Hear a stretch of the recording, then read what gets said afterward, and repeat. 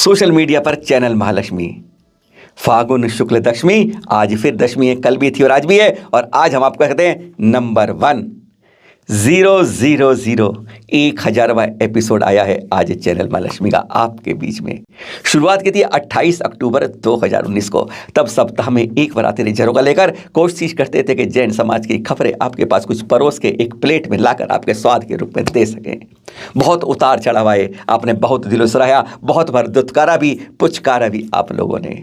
28 महीने 16 दिन चलते कारवां। अब हम रोज सुबह और शाम आपके पास आते हैं। 8 बजे सुबह दस्तक देते हैं और 8 बजे शाम को आपका दरवाजा खटखटाने से नहीं चूकते हैं हम।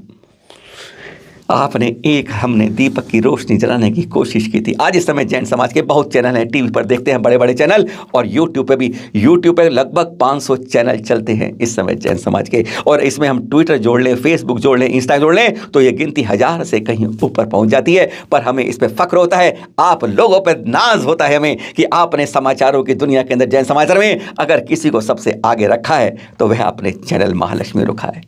इसके धन्यवाद के पात्र आप हैं, क्योंकि आपके सहारे चलते चलते हम आगे बढ़ पाते हैं। और आज ऐसा है, एक दिल में लौ जलाई थी, आज 1.25 लाख से ऊपर दिलों में आज ये महालक्ष्मी की लौ जलती है। आप इसको बड़े इंतजार से देखते हैं, बड़े बड़े प्रवचन आते हैं, बड़े बड़े कार्यक्रम आते हैं, बड़े बड़े लोग आते हैं, पर आप इसको देखने से नहीं चूकते हैं। आज की एक दुख भरी खबर,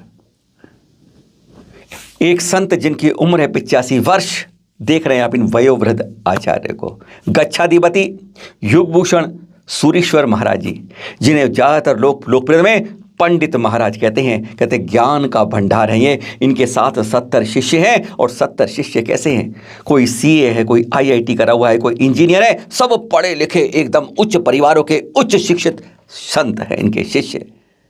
परसों की बात है, सुबह 5:30 बजे चले थे पांडु से और घाट को पर पहुंचे थे इस मुनि सुव्रत जिनालय के अंदर।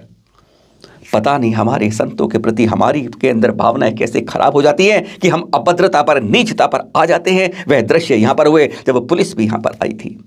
जैसे सुबह आए, इनके साथ संत आए और उन्होंने फिर अपने शिष्यों को वाचना करनी शुरू कर दी। कहते हैं मोटे रूप में प्रवचन दे के दिशा बोध करने लगे, क्योंकि ये बहुत ज़्यादा ज्ञान की बातें करते हैं, रुकते नहीं हैं उस पाठ में। उम्र आज 85 वर्ष हो गई है।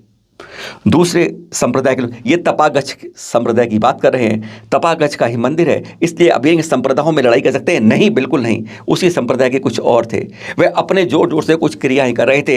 इनके एक शिष्य पहुंचे उनके पास, क्यों भाई, उधर वासना चल रही है, आप अगर आवाज़ हल्की कर लेंगे तो बहुत अच्छा रहेगा, हमें भी ज्ञान मिलेगा और आपकी क्रियाएं होती रहेंगी। पर बात इतनी नहीं थी। उसके बाद एक मॉब बन गया। पहले 20-25 लोग थे, फिर 50 हुए, 100 हुए, 200 लोगों ने आके जैसे इनके ऊपर हमला कर दिया। कितना बुरा लगता है जब एक संत के उम्र 85 वर्ष, ज्ञानवान, श्रेष्ठतम चर्या वाले, और उनके प्रति कहते हैं स्वास्थ्य सही नहीं है, एंकोलाइजिंग की बीमारी है, दवा लेनी पड़ती है। बिस्तर के रूप में एक लेटे हुए थे कि उसी बिस्तर को उठा के सीढ़ियों से नीचे कर दिया। सोच सकते हैं आप? इतनी बात गर्मा गई कि 3:30 बजे पुलिस आई, और दृश्य देखकर तब आंखों में पानी आ जाता है कि पुलिस और लोग यहाँ पर नाश्ता कर रहे हैं और उन संत को दवा के लिए पानी तक नहीं सुलभ कराया गया।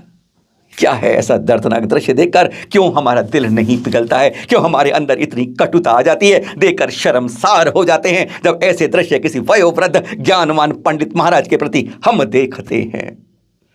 बड़ी शर्म की बात है। कहा गया है आनंद जी कल्याण जी ट्रस्ट द्वारा पीढ़ी के द्वारे में कुछ पालिताना में चल रही है बात, जिसमें वह चतुर्वेद संघ की बात नहीं मान रहे हैं। बस वह नाक की लड़ाई के अंदर यहाँ पर यह बात हो गई कि मॉब आ गया, हमला कर दिया गया। इस तरह अभद्रता पर हम, नीचता पर हम चैन ही उतर आए। 1000वें एपिसोड की दूसरी खबर उसी सागर जिले से, जहाँ कल आचार्य श्री का प्रवेश हुआ। यह बात करें हम इस समय गोपालगंज में, सागर जिले में, जहाँ जैन मंदिर का निर्माण चल रहा है, और यहाँ पर 25 फुट ऊंचा शिखर है, जिसके ऊपर कुछ मजदूर कला शाल कर रहे थे। सारे जयपुर से आए थे, धौलपुरी कला का अंदाज दिखा रहे थे। कुछ काफ़ी समय से काम चल रहा है। बार बार इनको टोका गया है कि आप सुरक्षा का ध्यान रखें, कोई भी काम करें जल्दबाजी में नहीं और सावधानी पूर्वक करें। 25 फुट ऊंचे शिखर पर काम चल रहा था, और बल्लियों के सारे पेड़, मचान, कुछ भी कह लें आप शब्द, जो बनाई हुई थी उस पर बैठे थे। पहले 1-2 मजदूर जैसे काम कर रहे थे, बाद में बढ़ते बढ़ते वहाँ 7 मजदूर पहुँच गए। बल्लियों में इतना वजन नहीं था कि वह 7 मजदूरों का वजन सह पाती। एक बल्ली टूट गई, पेड़ गिर गई, मचान गिर गया और सारे के सारे मजदूर नीचे आ गए और उनमें से एक युवा मजदूर की कहते हैं घटनास्थल पर गिरने से मृत्यु तक हो गई।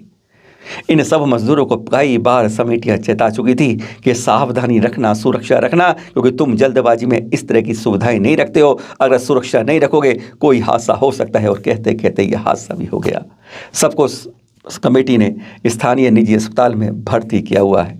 कुछ के ज़्यादा चोटें लगाई हैं, कुछ की चित्र आप यहाँ देख भी रहे हैं। 1000वें एपिसोड की तीसरी खबर। अब आ गए हम उत्तर प्रदेश के बागपत जिले के अंदर बड़ा गांव कहते हैं, जहां पर विशाल सन्मति सागर जिसके सानिध्य से, उनके आशीर्वाद से एक बड़ी मूर्ति बनी है। और यहाँ पर उससे पहले पुराने मंदिर की बात करते हैं, जहाँ पर 100 साल हो गए आज। कहते हैं पारस प्रभु की अतिशयकारी प्रतिमा यहाँ कुएं से निकली थी 1922 के अंदर, और अब 100 साल बाद उसका शताब्दी प्रकट महोत्सव मनाया जा रहा है। और सानिध्य मिला हुआ है आचार्य अतिवीर जी का, आचार्य गे सागर जी का, एलाचार्य त्रिलोक भूषण जी का। वहाँ पर परसों का तरने देख रहे हैं आप, जब इन पारस प्रभु के ऊपर विशाल अद्भुत अतिशयकारी मूर्ति पर यह 40 किलो का छत्र चांदी का समर्पित किया जा रहा है। समर्पित करने में सहयोग दिया गया है अरुण कुमार जी दरियागंज के प्रकाश परिवार की ओर से। गदगद हो जाते हैं ऐसे क्षणों को देखकर। कैसा वैभव होता है भगवानों का, ये जिनको वे छोड़कर चले देते हैं और लक्ष्मी उनके चरणों पर परसती रहती है हर समय।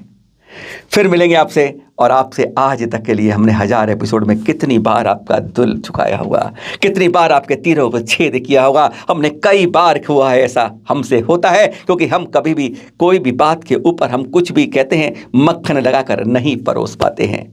हम किसी की चापलूसी नहीं कर पाते हैं। हम चमचा और चमची से थोड़ा दूर रहते हैं। हम नहीं बिक पाते हैं, यही बात है। इसलिए कुछ FIR तक लोग हम पर कर देते हैं। कोई बात नहीं, सत्य कभी भी किसी के नीचे छुप नहीं सकता। देर हो सकती है पर अंधेर नहीं होगी। हम ऐसी ऐसी खबरें लेकर आते हैं जो आपने 2 सालों के अंदर देखा होगा, जो आपको जगह जगह की मिल नहीं पाती हैं। कोई कहता है इसको दबा दो, बदनामी हो रही है।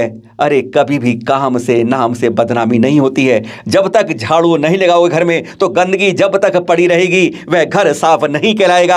आप कहोगे मेरा कूड़ा अगर घर के बाहर गया तो समझ जाएंगे बदनामी हो जाएगी, कभी नहीं होगी। घर को साफ रखना होगा तो गंदगी बाहर निकालनी होगी। और आप कहो ऐसे नहीं निकलेगी तो प्रयास तो करना ही होगा।